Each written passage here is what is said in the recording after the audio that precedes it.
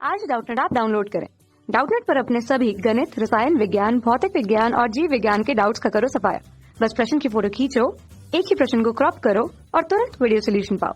अभी डाउनलोड करें। हेलो दोस्तों, इस प्रश्न में विद्युत धारावाही वृत्ताकार कुंडली के कारण चुंबकीय क्षेत्र को जो समझा रहा है। ठीक है, तो धारावाही हम जो पहले कुंडली लेते हैं, मान लीजिए हम जो इस प्रकार से एक जो है धारावाही तार लेते हैं, सीधी तार लेते हैं।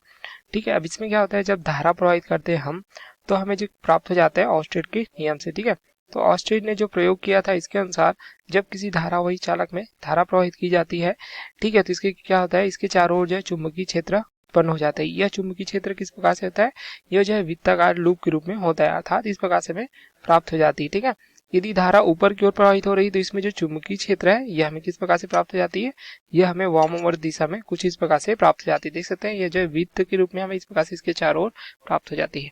अब इसी तार को मोड़कर यदि हम जो है एक वृत्ताकार लूप बना देते हैं, ठीक है, मान लीजिए हम इस प्रकार से एक वृत्ताकार लूप बनाते हैं, तो यहाँ पे हमने जो तार लिया था इसके दो सिरे हमें प्राप्त होंगे। तो धारा प्रवाहित करने के लिए मान लीजिए हम इसे इस प्रकार से किसी बैटरी से जोड़ देते हैं, तो यहाँ पे दो सिरों में देख सकते हैं धारा प्रवाहित होगी। तो हमें पता है बैटरी के धन सिरे से ऋण सिरे की ओर धारा प्रवाहित होती है। तो यहाँ पे इस प्रकार से धारा जो है इस वृत्ताकार लूप में प्रवाहित होती है। यहाँ पे फेरों की संख्या हमने एन का मान जो है 1 लिया हुआ है, अर्थात फेरे 1 लिए हुए हैं।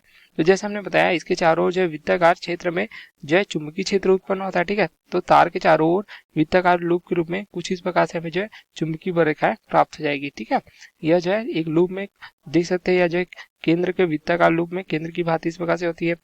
अब देखिए इस प्रकार से धारा की दिशा ऊपर की ओर है।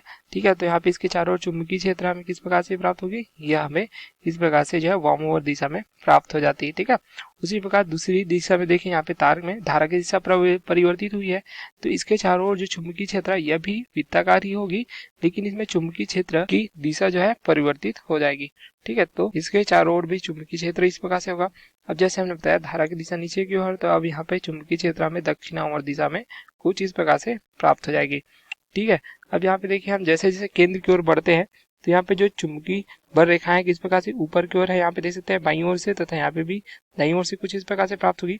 तो जैसे हम जो है केंद्र की ओर बढ़ते जाते हैं, यह जो चुंबकीय बल रेखाएं क्या होती है, सीधी बल रेखा के रूप में हमें प्राप्त हो जाती है। तो इस प्रकार जो वृत्ताकार कुंडली होती है धारावाही चालक की, ठीक है, इसके कारण चुंबकीय क्षेत्र हमें कुछ इस प्रकार से प्राप्त हो जाता है। ठीक है, अब यहाँ पे जैसे हमने बताया कि केंद्र पर क्या होता है, यह जो चुंबकीय रेखाएं होती है एक जो है सरल रेखा के रूप में प्राप्त हो जाती है। तो इस प्रकार से हमें जो है वृत्ताकार कुंडली के लिए चुंबकीय रेखाएं प्राप्त हो जाती है, जैसा हम चित्र में देख सकते हैं। Okay, thank you. कक्षा 6 से 12वीं से लेकर नीट, IIT, JEE वो एडवांस के लेवल तक 1 करोड़ से ज्यादा छात्रों का भरोसा।